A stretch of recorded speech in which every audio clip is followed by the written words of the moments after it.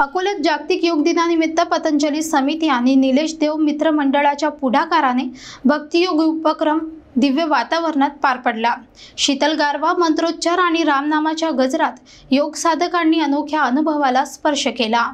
जागतिक योग दिनानिमित्त अकोल्यात एक आगळा-वेगळा उपक्रम आयोजित करण्यात आला।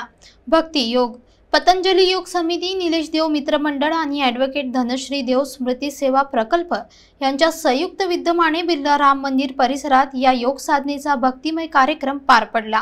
गुरुवारी रात्री झालेल्या मनमोहक पावसामुळे शुक्रवारच्या सकाळी अकोल्यात गारवा, स्वच्छ हवा आणि निसर्गमय वातावरण तयार झाले होते। या दिव्य गारव्याच्या साक्षीने रामनामाचा गजर सुरू असताना योग साधकांनी मंत्रोच्चार, प्राणायाम आणि विविध योगासने साधली।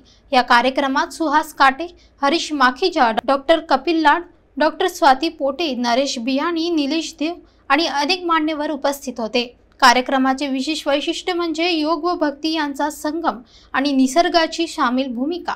मंदिर परिसरात पसरलेली शांती, मंत्रांचे ज्ञान आणि पावसाच्या अर्ध स्मृतींनी या योग साधनेला आध्यात्मिक उंचीवर नेले।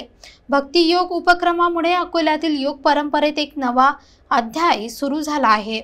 सर्व मान्यवरांनी नियमित योग साधना आणि आरोग्य संस्कृती अकोल्यात रुजावी अशी अपेक्षा व्यक्त केली आहे।